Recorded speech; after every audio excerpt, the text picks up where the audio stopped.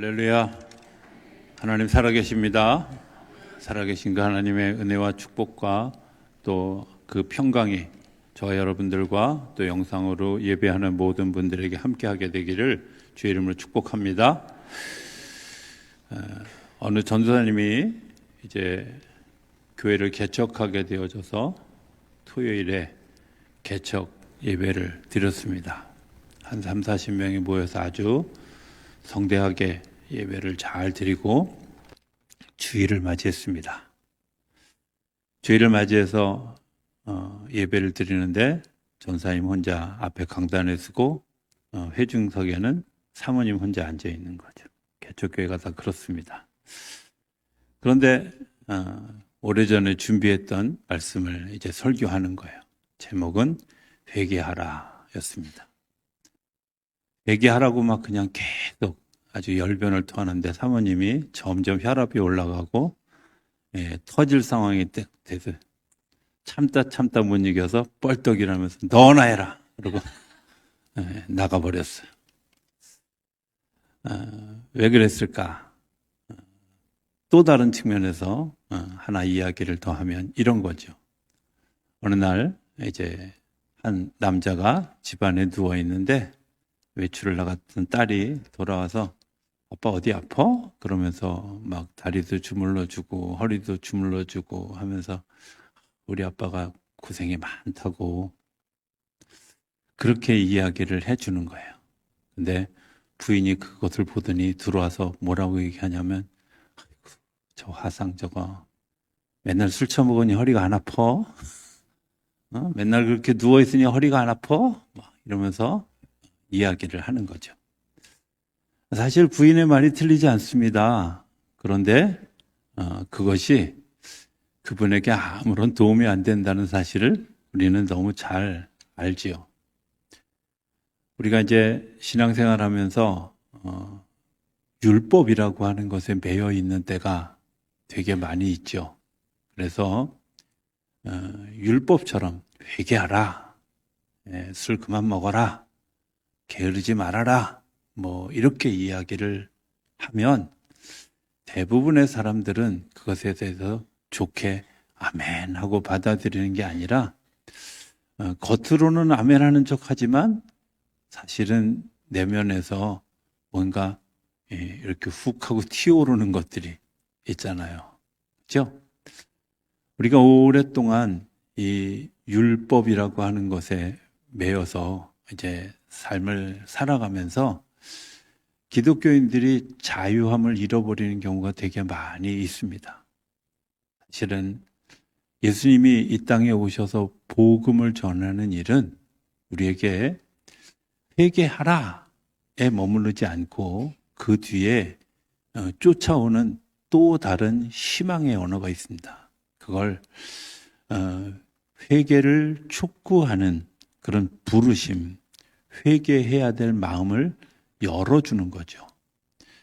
오늘 종교개혁 주일입니다. 종교개혁은 복잡하게 여러 이야기를 할 수 있습니다. 그러나 하나만 단순하게 생각해 보면 이제 천주교에서 그 신부들을 교육할 때 라틴어로 된 성경을 읽게 합니다. 그리고 그 라틴어에 오늘 제가 얘기하려고 하는 그 회개하라라고 하는 단어를 어떻게 해석하냐면 너희가 죄를 지으면 고해성사를 해라 이렇게 번역이 돼요. 그리고 그렇게 번역해서 사용했어요. 그러니까 오랫동안 천주교 안에서는 고해성사를 해라 하고 이제 요청하게 된 거죠. 마틴 루터가 수도원에 있을 때 아마 그런 그 마음에 이런 죄책감, 무거움 이런 것들이 많이 있었는지 아침에 기도하다가 죄 지은 일이 생각이 나면 가서 신부에게 고해성사를 하는 거예요. 또 저녁에 또 기도하다가 생각해 보면 또 죄 지은 일들이 생각이 나서 신부에게 가서 고해성사를 하는 거죠. 이런 일을 너무 많이 반복하니까 그 주임 신부가 조용히 루터에게 귓속말로 이렇게 얘기를 하더래요. 앞으로 몰아서 와. 못 알아들으셨군요. 모아서 와. 이렇게 이야기했다는 거예요. 자, 그럴 만큼 우리 마음속에 사실은 과거에 내가 잘못한 일, 또 이런 무게에 우리가 눌려서 살고 있지요. 그런데 예수님이 우리에게 전해주시는 복음은 근본적으로 마틴 루터가 이제 깨달은 것, 자기가 라틴어가 아닌 헬라어와 히브리어로 된 성경을 독일어로 번역하는 과정에서 중대한 오류가 있다는 사실을 발견하게 되죠. 헬라어로 회개하라라는 말은 메타노이에테라는 말인데요. 이 말은 마음을 바꿔라, 생각을 바꿔라, 뭐 이런 정도의 해석이 가능한 얘기입니다.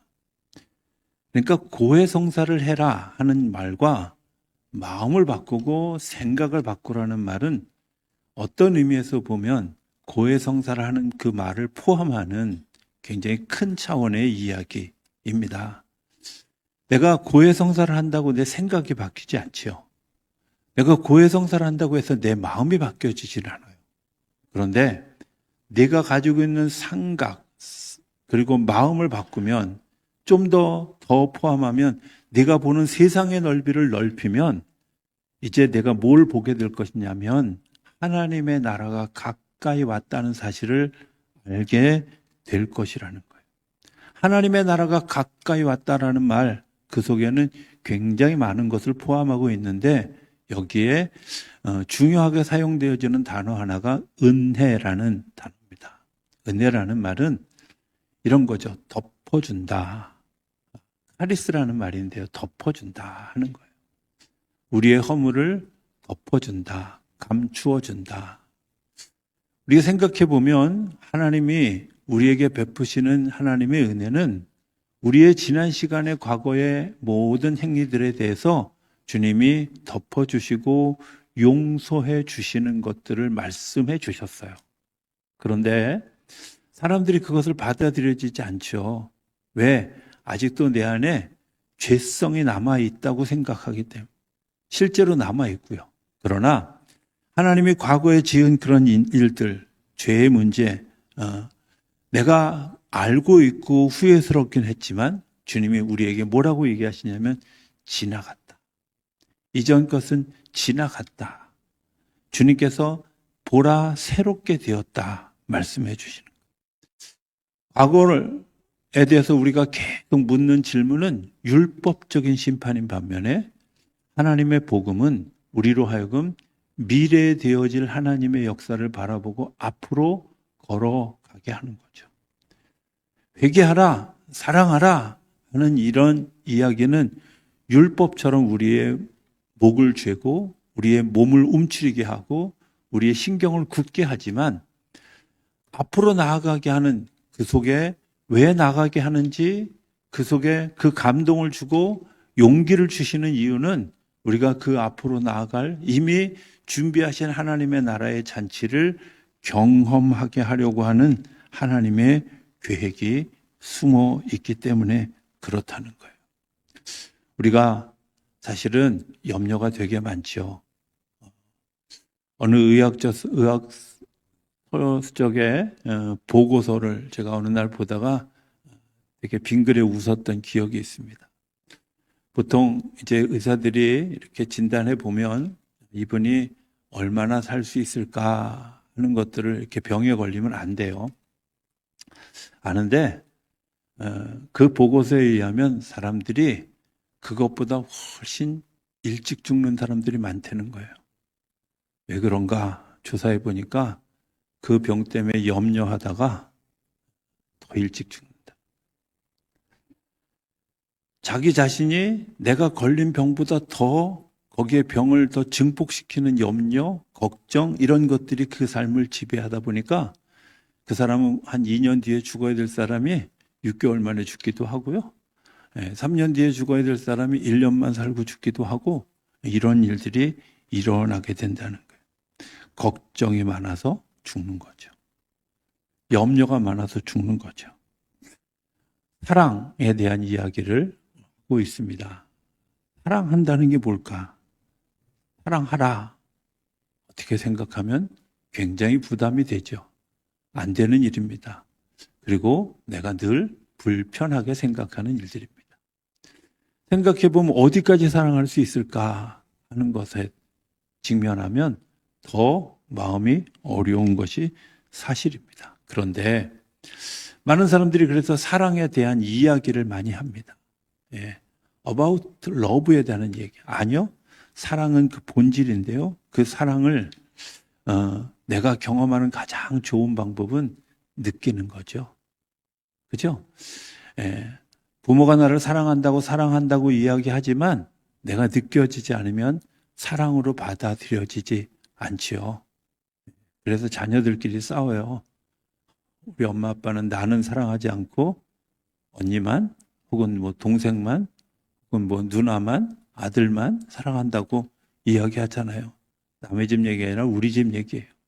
사랑을 느끼지 못하니까 다른 사람만 사랑한다고 생각하는 거죠. 그래서 사랑도 율법처럼 생각합니다.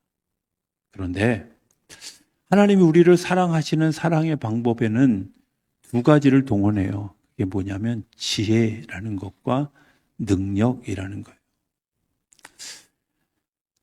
이 두 가지가 같이 서로를 맞대지 않으면 안 되는 이유가 있습니다. 능력은 있는데 지혜가 없다. 그러면 그거는 파괴적입니다. 폭력적입니다. 힘은 있는데 지혜가 없는 것, 그것 때문에 사람들이 피해를 입고 죽게 됩니다. 지혜 없는 사람이 권력을 잡으면 폭력 정치가 되어지고, 지혜 없는 사람이 경영을 하다 보면 마치 경영자를 위한 그런 기업이 되어질 수밖에 없습니다. 그래서 파괴적입니다. 그런데 그들이 하는 말이 다 옳습니다. 틀리지 않습니다. 그런데 지혜가 없다. 이게 문제라는 거죠. 또 지혜 없는 그런 능력 없는 지혜, 이거는 사실은 무력함입니다. 비생산적이죠. 지혜는 있는데 그것을 감당할 힘이 없습니다. 이런 생각을 해보게 됩니다. 이 두 가지를 잘 연합하는 일이 뭘까? 기도하는 일인데요. 제가 용산교회를 그만둘 때 한 권사님 한 분이 저한테 이렇게 물어오셨어요. 전사님, 제가 전사님한테 선물을 하고 싶은데 어떤 선물을 원하세요? 그분은 제가 뭘 말해도 해주실 분이었어요. 그래서 다이아몬드를 한 5캐럿짜리를 달라 그럴까 그랬는데 제 머릿속에 딱 들었던 생각은 권사님, 그때까지도 저희 어머님이 기독교 신앙을 가지고 있지 않았기 때문에 제가 그분에게 그런 부탁을 드렸어요. 제가 목회를 해야 되는 이제 삶을 살아야 되는데 저를 위해서 매일 5분 이상 기도해 주시면 좋겠습니다.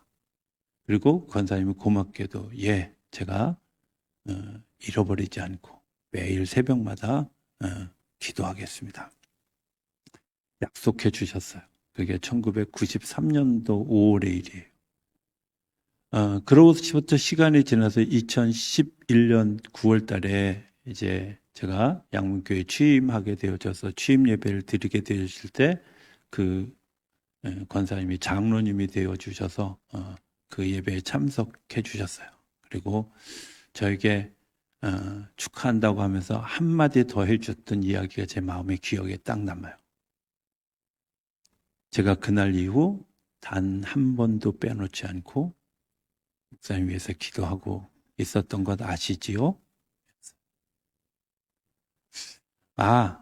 하나님이 정말 놀라운 일들 생각해 보면 그 하나님의 일들을 이루기 위해서 하나님이 나를 세워가고 또 견뎌가고 이기게 했던 그런 모든 목회의 여정이 기도라고 하는 하나님의 지혜, 기도라고 하는 하나님의 능력이 내 안에서 사용되어졌구나 하는 것을 느끼게 돼요.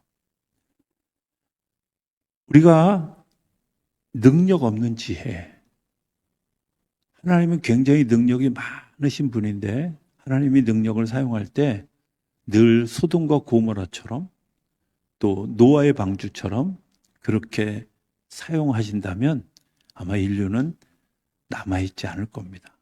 그러나 하나님은 당신의 지혜로 그 능력을 통제하시면서 창조적 능력을 계속해서 발휘해서 살아갈 길을 만들고 생명 있는 길을 만들고 생명 있는 사람들을 만들고 생명 있는 역사를 만들어 가시지요.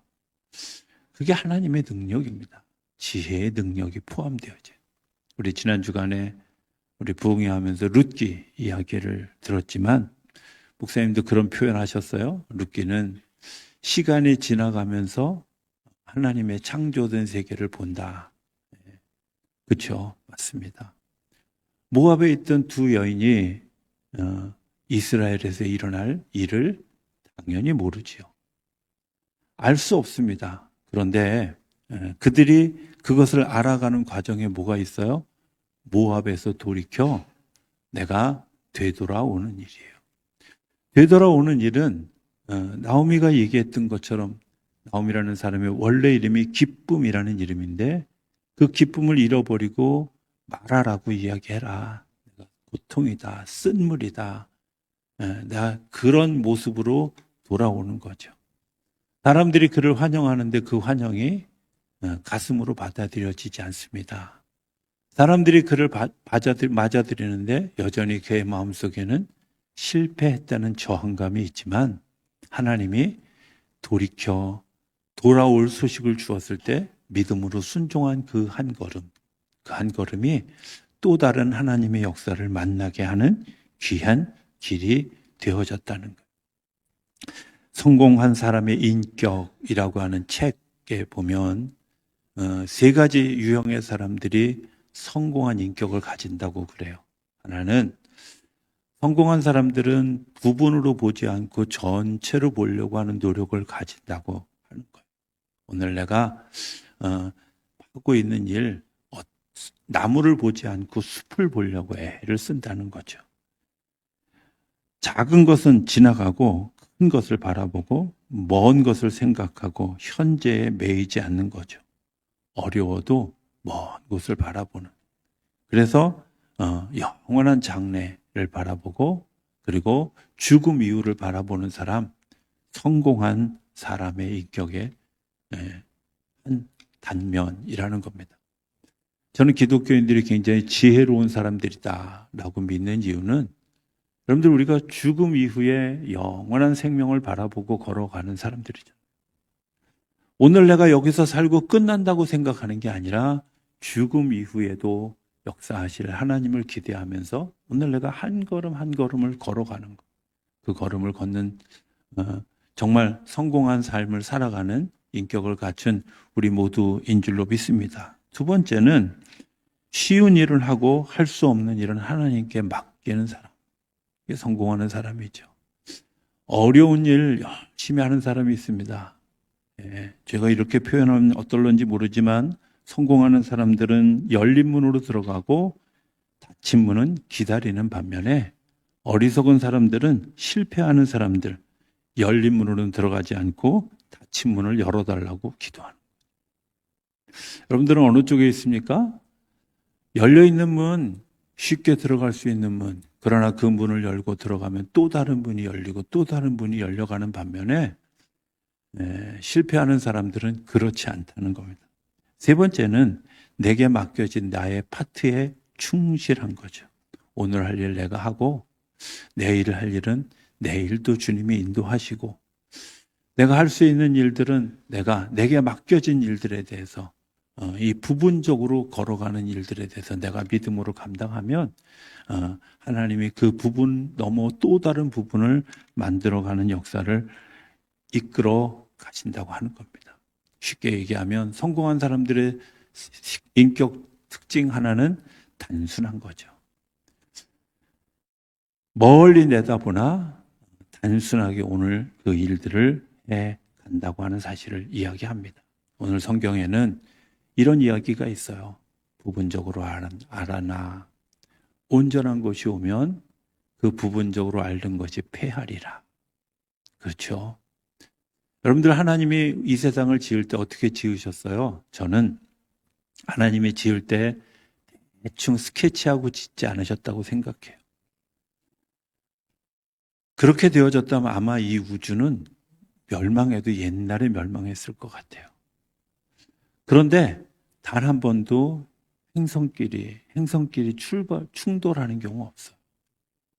그냥 대충 하나님이 씨를 뿌려놓은 것 같지만 꼭 자라야 될 그 자리에, 예를 들어서 망고나무를 북극에 심지 않고 적도 부근에 심어서 망고가 자라게 하고, 어떤 추위에도 견딜 수 있는 나무를 북극에 심어서 그곳에도 나무가 자라게 하는 하나님의 섬세하고 특별한 계획들이 그 안에 있었다는 거예요. 사람을 지을 때도 사람과 사람이 어울려서 서로 잘 조화를 이룰 수 있도록 하나님이 만드셨고, 그 일들을 하나님이 우리에게 가르쳐 주시고 도우시는데, 우리가 부분적으로 알 때는 오해하죠. 하나님, 여기밖에 안 됩니다. 이렇게까지밖에 안 됩니다. 내가 여기서 끝납니다. 이때 하나님이 우리를 도우시는 놀라운 일이 있는데, 그게 뭐냐면 하나님의 사랑이라고 하는 거예요. 하나님이 말씀하시는 말씀이에요. 예. 제하드 버드라고 하는 사람이 쓴 사람이라고 하는 책 가운데 보면 사람의 유형을 네 가지로 나누는데, 하나는 아무것도 모르는데 모르는 게 뭔지 모르는 사람. 이런 사람은 어리석은 사람입니다. 가급적 피하는 게 좋은 사람이죠. 또 두 번째 사람은 모른다는데 모르는 것을 아는 사람. 그 사람은 단순한 사람입니다. 가르쳐주면 되죠. 또 알고는 있지만 자신이 알고 있는 것을 모르는 사람, 깨우쳐주면 되는 거죠. 또 알고 있는 것을 아는 사람, 현명한 사람이죠. 가까이 해야 될 사람. 그런데 하나님은 버려두시는 것이 아니라 아무것도 모르는데 모르는 게 무엇인지 모르는 것이 무엇인지 모르는 사람들, 하나님은 그들에게 끊임없이 말씀하고 계신다는 거예요. 듣든지 안 듣든지 하나님 말씀하고 계신다는 거죠. 그 말씀을 통해서 그가 알 수 있도록, 깨달을 수 있도록, 이끌어갈 수 있도록 하나님이 우리를 도우신다는 겁니다. 제가 놀라운 경험 하나를 했던 경험이 있습니다. 제 경험에 그 경험이 어쩌면 저를 또 다른 나로 세우게 하는 굉장히 중요한 경험이었다고 생각이 되어집니다. 외관이라고 하는 곳에서 강가에서 텐트를 치고 이제 잠을 잤던 때가 있습니다. 혼자 이제 마치 요즘 얘기하는 배낭 여행 같은 여행을 하기 위해서 이제 텐트를 치고 잠을 자는데, 새벽녘에 갑자기 꿈에서 홍영아 일어나서 강둑으로 올라가라고 소리를 지르는 소리가 들렸어요. 꿈이에요. 그런데 정말 그 꿈에 소스라치게 놀라서 생각할 겨를도 없이 텐트를 붙들고 강둑으로 올라갔어요. 근데 정말 몇 분 되지 않아서 상류에서 물이 내려오는데 제가 누웠던 자리를 다 덮고 지나갔어요. 제가 그 자리에서 아무 말도 하지 못하고 이렇게 찬송을 시작했어요. 주님의 높고 위대하심을 내 영혼이 찬양하네. 너무 놀랐어요. 단지 내가 살아난 것뿐인데 주님이 얼마나 높은 분인지, 얼마나 위대한 분인지, 내가 그분을 잊고 살았고 내가 모르고 있다는 사실도 모르고 있던 나를 깨우쳐주는 순간, 그 자리에서 제가 너무 많은 회개들을 쏟아내죠. 살기 위해서 정말 위장하고 거짓되고 때로는 정말 나를 감추기 위해서 막 포장했던 그런 그 수많은 일들을 그 자리에서 그 강물에 씻어 내려가기를 원하면서 기도하는 시간들을 가지게. 내가 죄인이라는 사실도 모르고 살았어요. 내가 정말 어리석은 사람이라는 것도 모르고 살았던 그 순간 하나님은 사건을 통해서 하나님의 말씀을 통해서 우리에게 알게 하시는 거죠. 내가 어린아이처럼 어린아이의 모습으로 살아갔던 그 나에게 장성한 사람이 되기 위한 한 걸음을 내딛게 하시려고 하나님은 우리를 사건 속으로 이끌어 가신다고 하는 겁니다. 내가 모른다고 하는 것을 모르는 사람, 그것을 아는 사람에게 예수님이 우리에게 보여주시는 거죠. 예수님이 이 땅에 오셔서 당신이 하신 일을 보여주셨던 것들 때문에 내가 모르고 있는데 그것을 모르고 있다는 사실을 알게 되어지고, 그래서 욥의 고백처럼 내가 전에는 귀로 듣기만 하였었더니 이제는 내가 눈으로 주를 보나이다.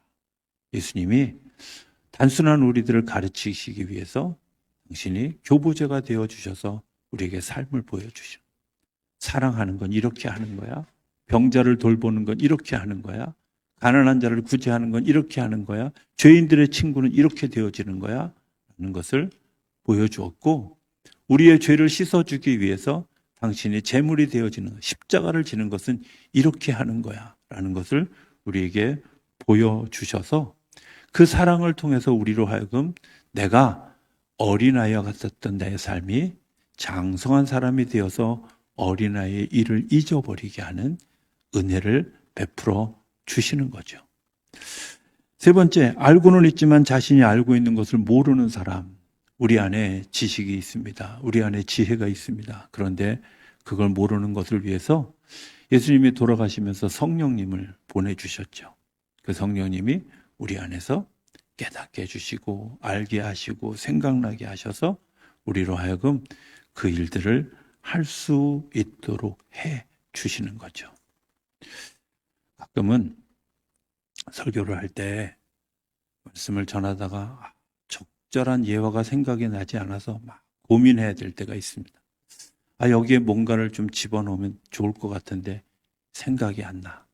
그런데 그냥 아무 생각 없이 서재를 이렇게 휘둘러 보다가 저 책에 뭔가 있을 것 같아. 뭐 이런 느낌이 있어서 그 책을 꺼들떠 보다 보면 정말 놀랄 만큼 하나님이 그것을 깨닫게 해주시는 그런 그 지혜로운 이야기들을 발견하게 될 때가, 그때마다 제가 느끼는 게 있어요. 부족한 나를 주님이 도우시는구나. 성령님이 나를 깨우쳐 주시는구나. 내가 알고는 있었는데 내가 전에 들었던 기억은 있는데 그때 그것을 다시 한번 되새기면서 지금 이것을 이겨갈 수 있는 힘을 공급해 주시는 하나님의 능력을 경험하는 거죠. 그때는 내가 희미하게 보였습니다. 그때는 그게 무슨 의미인지 몰랐습니다. 그런데 제가 그때 그것을 사용하려고, 그것을 움직이려고 보니까 그때 그 얘기가 그 얘기였구나. 책을 읽을 때도 그냥 알고 있었는데 시간이 지나면서 보니까 여러분들 이제 몇 주 후면 또 우리 성경 통독 신약을 해야 되는데 아마 제가 성경을 읽을 때면 늘 그런 마음들을 가지실 거라고 생각이 되어지요. 내가 옛날에 읽을 때는 이 성경이 없었는데 개정판 내오면서 집어넣나? 이건 왜 이렇게 처음 보는 것 같아? 이런 거 없어요? 네, 있죠. 왜? 그때 우리가 알고 있었지만 성령님이 깨닫게 해주시는 그런 은혜가 우리 안에 있지요. 하나님이 창조라는 큰 그림을 그렸습니다. 그런데 그 창조의 큰 그림을 알아가는 것은 내가 그 부분에 충실한 걸음을 걸어가는 겁니다. 하나님이 사건을 만들어 주셨을 때 그 사건 속에서 나를 보고 사건 속에서 하나님의 음성을 들을 수 있다면 우리는 무지한 자에서 아는 자로 옮겨가게 될 것입니다.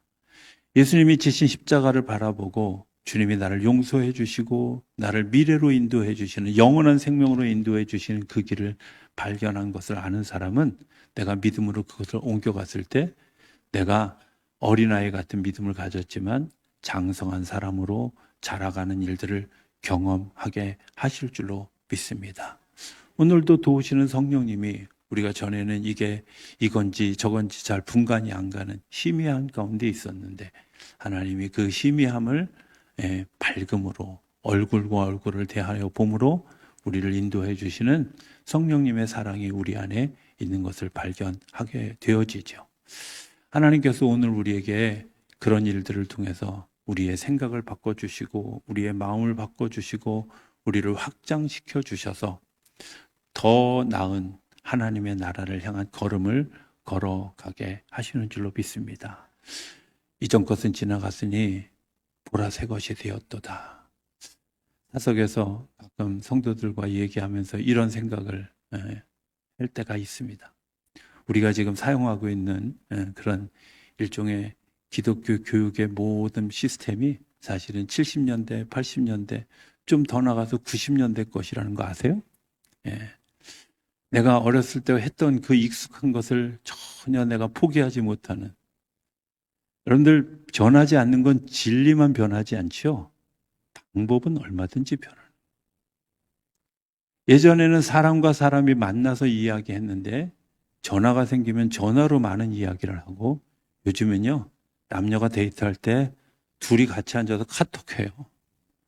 아니, 도대체 세상이 변했어요. 그렇다고 해서 서로 교통하는 게 변화 아니죠. 방법의 차이는 있을 수 있으나 분명한 것은 그 소통의 좋고 나쁘고를 떠나서 방법은 변하는